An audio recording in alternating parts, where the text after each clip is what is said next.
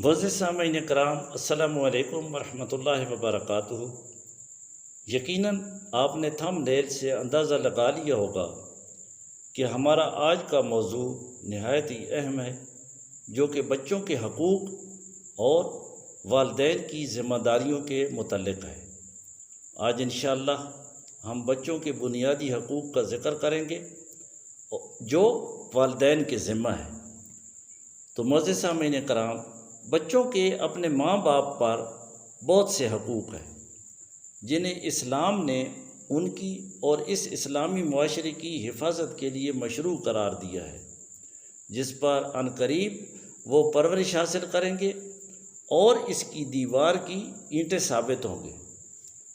تو ان میں سے جو بنیادی حقوق ہیں چند ان کا ذکر کرتے ہیں کہ ان کی پیدائش سے پہلے شیطان سے ان کی حفاظت کے بارے میں ہمارے پیارے نبی حضرت محمد صلی اللہ علیہ وسلم کا ارشاد ہے، اگر تم میں سے کسی نے جماع کی غرض سے اپنی بیوی کے پاس آتے ہوئے یہ دعا پڑھی، یعنی اللہ کے نام کے ساتھ، اے اللہ تو ہمیں شیطان سے دور رکھ اور ہمیں جو بچہ عطا فرمائے اسے بھی شیطان سے دور رکھ، تو جو بچہ پیدا ہوگا شیطان اسے کبھی نقصان نہیں پہنچا سکے گا۔ ولد سے لڑکا اور لڑکی دونوں مراد ہیں۔ اس کے بعد بچے کے کان میں اذان کہنا۔ نبی اکرم صلی اللہ علیہ وسلم کے آزاد کردہ غلام حضرت ابو رافع رضی اللہ تعالی عنہ سے روایت ہے، وہ کہتے ہیں، میں نے رسول اللہ صلی اللہ علیہ وسلم کو دیکھا کہ جب حسین بن علی رضی اللہ تعالی عنہ کو فاطمہ رضی اللہ تعالی عنہا نے جنم دیا تو آپ صلی اللہ علیہ وسلم نے حسین رضی اللہ تعالی عنہ کے کان میں نماز کی اذان کی طرح اذان دی۔ بچے کے دائیں کان میں پست آواز سے اذان دی جائے گی۔ بچے کے لیے اچھے نام کا انتخاب کرنا۔ نبی کریم صلی اللہ علیہ وسلم کا ارشاد گرامی ہے کہ اللہ کے نزدیک سب سے پسندیدہ نام عبداللہ، عبد الرحمن اور حارث ہے، اور یہ بھی ثابت ہے کہ نبی کریم صلی اللہ علیہ وسلم نے برے ناموں کو اچھے ناموں سے بدل دیا تھا۔ اس کے بعد بچے کا عقیقہ کرنا اور بال منڈوانا۔ 7ویں دن بچے کا نام رکھنا۔ لڑکے کی طرف سے 2 اور لڑکی کی طرف سے 1 بکری ذبح کرنا اور بچے کے بال منڈوا کر اس کے برابر چاندی کا صدقہ کرنا رسول اللہ صلی اللہ علیہ وسلم کی سنت ہے۔ چنانچہ نبی کریم صلی اللہ علیہ وسلم کا ارشاد ہے کہ ہر بچہ اپنے عقیقے کے عوض گروی ہوتا ہے، یعنی جس بچے کا عقیقہ نہ کیا گیا ہو اور وہ بچہ فوت ہو جائے تو وہ اپنے والدین کے حق میں سفارش نہیں کرے گا۔